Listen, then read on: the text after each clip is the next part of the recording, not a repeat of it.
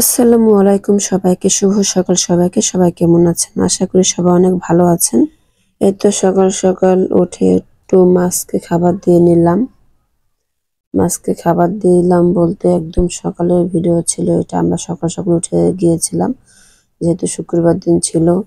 আর এরা দুইজন জিপস আর মিক্সি খেলাধুলা করছে, ওদেরকে খাবার দিয়ে আসলে খেয়ে যে খেলাধুলা করছে গিয়েছিলাম বাইরে।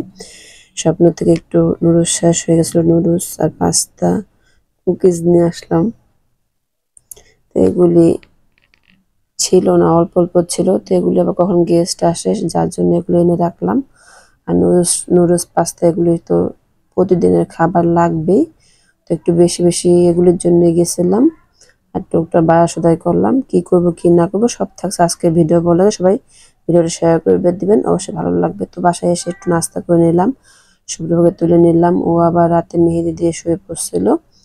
আর এদিকে আমি নাস্তা করে রেডি করে নিয়েছে, একটু খেয়ে নিলাম, খেতে বসলাম আর কি। তো টুকটাক কাজ প্রতিদিন তো করতে হবে, এগুলো না করলে নয়। তো এসে নাস্তা করেছিলাম। ও উঠে দেখি হাতের মেহেদি এরকম হয়ে গেছে, শুকায় গেছে, এখনো তুলেইনি। আর এই মেহেদিগুলো মানে ইচ্ছা করে না তুললে কিন্তু ওঠে না। তো যাই হোক, নাস্তা করে চলে আসলাম রান্নাঘরে। বাজার থেকে কি কি এনেছি সবগুলো আজকে খুলে দেখাবো কি কি করেছি। আজকে অল্প অল্প বাজার করেছি, কারণ অনেক বৃষ্টি ছিল। বৃষ্টির কারণে আমাদের রাস্তাঘাট সব ভরে গেছে, যার জন্য মোবাইল নিয়ে যায়নি, ভিডিও করা হয়নি বাহিরে। তো বাজার থেকে আসার পরে কি কি করলাম সেটাই দেখাচ্ছি। তো এখানে দুজনে জিপস আর মিক্সি খেলাধুলা করছে, মাছ দেখে তারা খুব খুশি। পোয়া মাছ নিয়ে আসছিলাম, আমার পছন্দের একটা মাছ পোয়া মাছ। এই তাপসী মাছগুলো খেতে অনেক মজা, খুবই সুস্বাদু, সবসময় পাওয়া যায় না। তো হঠাৎ করে চোখের সামনে পড়লো, তো নিয়ে আসলাম। এই মাছটা খেতে কিন্তু অনেক মজা। তো এই মাছগুলো এখন আমি সুন্দর মতো কেটে ধুয়ে পরিষ্কার করে নিব। আর এই দুজন ঘোরাফেরা করছিল মাছ দেখে, মানে অস্থির হয়ে যাচ্ছে। মাছগুলো সে নাড়াচাড়া করবে, দেখবে, গন্ধ নিবে। আর এই মাছগুলো আপনারা কে কী নামে জানেন একটু কমেন্টস করে জানাবেন। আর কীভাবে রান্না করব সেটা শেয়ার করব আজকে ভিডিও ব্লগে, সবাই দেখবেন, আশা করি ভালো লাগবে। এদিকে আমি মাছগুলি কেটে নিয়েছি, পোয়া মাছগুলো আমি রেখে দিব। আর যে তাপসী মাছগুলো ছিল সেগুলো আমি রান্না করব।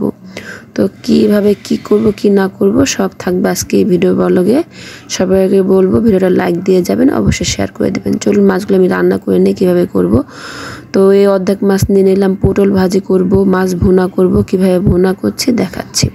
তো এই মাছগুলি দিয়ে দিলাম কড়াইতে। এখন পরিমাণ মতন দিয়ে দেবো পেঁয়াজ কুচি, তারপর দেব কাঁচামরিচ কুচি, পরিমাণ মতন শুকনো মরিচের গুঁড়া, হলুদ গুঁড়া, লবণ, তেল, সুন্দর করে সব কিছু দিয়ে আমি সুন্দর করে মেখে সামান্য পানি দিয়ে ঢেকে কিছুক্ষণ রান্না করব।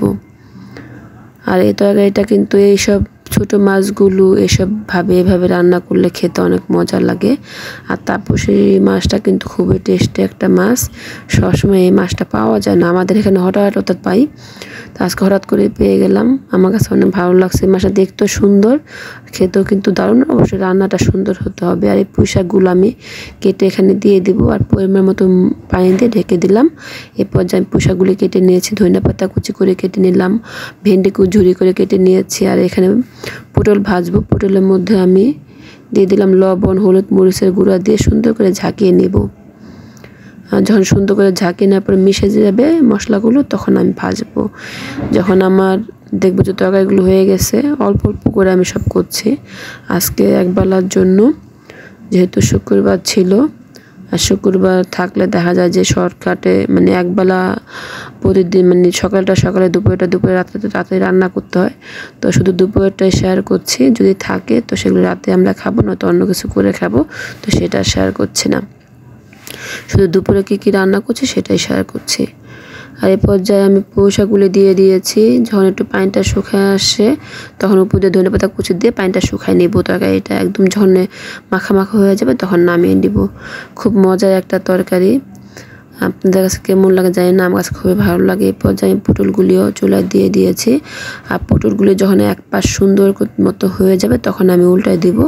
আর না হলে কিন্তু সহজে হতে চায় না। যে কোনো ভাজি আপনি দেখবেন যে এক পাশ ভালো করে ভেজে নেবেন, মাছ হোক যে কোনো ভাজা জিনিস হোক এক পাশ সুন্দর করে যদি ভাজা হয়ে যায় উল্টা দিয়ে তখন কিন্তু ভাজা সুন্দর খেতে ভালো লাগে, না হলে কিন্তু সহজে সুন্দর হয় না। দেখেন কত সুন্দর হয়েছে ভাজাগুলো, আর খেতে কিন্তু এভাবে এক চান্সে যদি হয় খেতে ভালো লাগে। এই কড়াইতেই মানে এই ফ্রাই প্যানটার মধ্যে আমি পেঁয়াজ কুচি দিয়ে ভেন্ডিগুলো ভাজি করে নিব। পেঁয়াজটাকে ভাজা ভাজা করে নিই, কারণ কাঁচা কাঁচা থাকলে কিন্তু ভেন্ডির সাথে ভালো লাগে খেতে। আর এখানে মানে পেঁয়াজ ভেন্ডি ভাজির সাথে দিয়ে দিলাম পরিমাণ মতন হলো কাঁচামরিচ আর লবণ, আর হলুদ মরিচ দিব না, কারণ যেহেতু পটল ভাজি করেছিলাম সেই জন্য হলুদ মরিচ দিইনি। আর এখানে একটু ধনেপাতা কুচি দিয়ে হালকা ভাজা ভাজা করে নামিয়ে নিলাম। একদম কাঁচাও না একদম ভাজাও না, এভাবে ভাজি করলে ভেন্ডিটা খুব সুন্দর হয়, দেখতে সুন্দর লাগে, খেতে ভালো লাগে কিন্তু। তো এখানে মিষ্টি কুমড়াও এনেছিলাম, তো এটা ভাবছিলাম আজকে কিছু করব না, এখন ভাবলাম যে যেহেতু তাজা তাজা তো একটু 4 পিস কেটে ভেজে নিই। তো এখানে হলুদ মরিচ লবণ দিয়ে একটু ভেজে নিলাম, সেম পটলের মতনই ভেজে নিয়েছি। এই তো দুপুরে খানা দানা শুরু করেছিলাম এভাবেই। আর এই মাছটা খেতে খুবই সুস্বাদু, খুবই মজা হয়েছিল আলহামদুলিল্লাহ। আর আমি অন্য কিছু নিইনি, তো এগুলি দিয়ে আমার খাওয়া হয়ে গিয়েছিল। তো আজকে ভিডিওটা এ পর্যন্ত রাখবো। ভিডিওটা ভালো লাগলে সবাই একটু শেয়ার করে দিবেন। আসসালামু আলাইকুম, সবাইকে আল্লাহ হাফেজ।